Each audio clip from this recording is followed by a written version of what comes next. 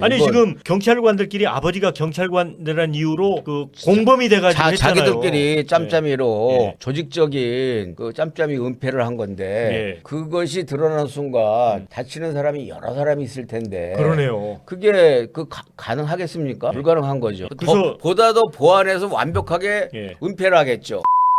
그 얘기부터 해볼게요. 단지 집에 귀가하고 있다가 성범죄자에게 살해당한 여고생 사건 광주에서 벌어졌잖아요. 그렇죠. 근데 이게 사실 우리 취한 시스템이 어디까지 무너졌는지를 보여주는 상징이잖아요. 대한민국 그러면은 세계적으로 가장 치안이 안전하다. 안전한 곳이. 근데 그게 깨졌어요. 거기다 이제 공권력이 타락한 게 나왔잖아요. 아버지가 경찰이라는 이유로 동료 경찰들이 조직적으로 증거인멸에 가세하고 그러니까 살인범 연대자가 되고 말았습니다. 그렇죠. 이거 어떻게 보세요, 정말? 처음에 그 사건이 났을 때 예. 모든 국민들이 가슴 아파했잖아요. 네. 너무나 뜻밖이고 그야말로 그 청천벽력 같은 그런 그 소식을 접했을 또 피해자 가족들의 아쉬움이라든지 그 소녀의 그 꿈이 그 소박하면서도 그렇죠. 성실하게 그 공부를 해왔던 학생이라서 모두가 다 안타깝게 생각했는데 그 당시에 사이코패스의 우발적인 범행인 것으로 그렇게 돼 있는데 지금 결과적으로 검찰의 그 보안 수사를 통해서 드러난 것으로는 굉장히 계획적이고 사실상 그 성범죄적 요소가 다분히 있고 아주 그 파렴치한 범행인데 그런 범행을 오히려 사이코패스의 우발적인 범행으로 이렇게 각색했다라는 것 자체가 충격적인데 그 주체가 아버지 직업이 경찰이어서 네. 제 가족 감싸기 팔이 안으로 굽어든 지나치게 굽은 그런 결과가 돼서 이건 정말 그 심각한 문제이고 사실 지금 검찰 보안수사관 갖고 뭐 이런저런 얘기가 많이 있는데 늘 그 우리가 자본주의의 경쟁력은 그 경쟁이잖아요. 이번에 경찰에게 수사를 독점했을 때 경찰의 수사의 일부 허접함 그다음에 또 경찰이 쉽게 권력에 굴종하고 네. 예속되는 성향 일반 서민들에 대한 그 수사에 대해서 엄청나게 검찰보다는 더 큰 차별을 둔다라는 그런 위험성 이런 것 때문에 사실 걱정이 많은데 결과적으로 이번 광주 여고생 그 피살 사건은 경찰의 상당히 여러 가지 한계와 경찰 수사 독점의 문제를 종합적으로 드러낸 상황이라고 우리가 판단이 되는 거 아니겠어요? 네.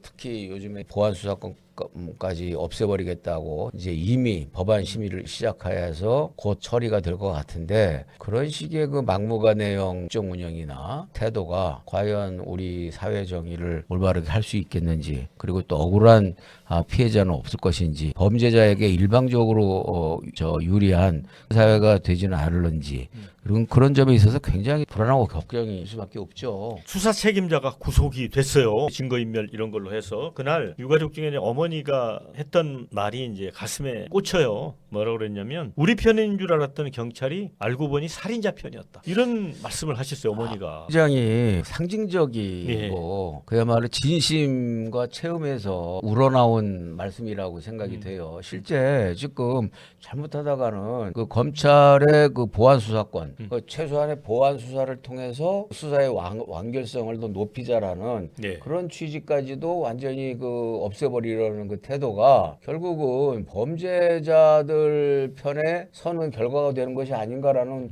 우려 때문에 걱정을 하고 있는 거 아니겠어요? 즉 이번에도 그저 경찰에서 수사해서 경찰이 그거는 뭐 의도적으로 했다고 생각하진 않지만 네. 3천만 원짜리 사기 사건을 기소 요청을 했는데 검찰이 보안 수사를 했더니 네. 거의 뭐 400억대의 그렇죠. 그 엄청난 피해 사건이라는 거 아닙니까? 네, 네, 네. 그러면 만약에 검찰 수사권이 검찰의 보안 수사가 없었더라면 네. 3천만 원을 제외한 약 390억 7천만 원을 예. 피해를 본 피해자들은 어디 가서 하소연할 데가 없는 거죠. 없어버리는 네네. 상황이 돼버리잖아요. 예. 그러니까 이게 사기꾼 편, 살인자 편, 범죄자 편으로 들어도 너무 심하게 드는 것 아닌가. 그래도 검찰의 수사권이 있어서 검찰 수사와 경찰 수사가 약간 경쟁적으로 하면서 그나마 좀 정의로운 수사가 그나마 이루어졌던 것이 편파 왜곡 수사 그리고 지나친 과잉 그 표적 수사라는 검찰의 소위 말해서 수사 적폐로 인해서 사법 시스템은 물론이고 수사 시스템이 완전히 무너지는 것 아닌가라는 심각한 걱정이 있죠.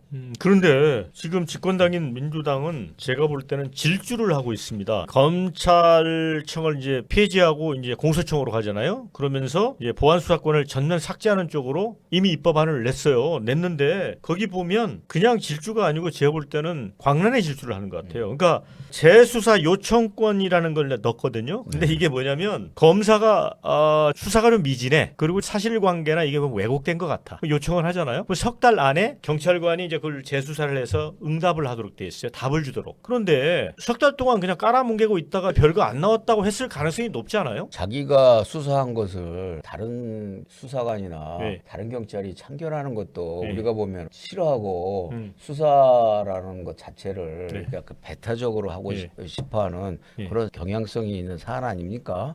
그런데 이것이 다른 기관에서 네. 더군다나 이제는 과거에는 상급기관인데도 네. 사실은 약간 마찰이 있었는데 네. 지금은 상급기관도 아닌 네. 그 기관에서 다시 한번 수사를 하라 그러면 거기에 호락호락 눅눅히 따를 경찰들이 얼마나 있겠어요. 그리고 사건이라는 게 그 사건만 있는 게 아니고 사건은 계속 밀려오고 쏟아지고 그리고 이제까지는 그 사건이 중대 사건 같은 경우는 검찰이 상당히 했고 그렇죠.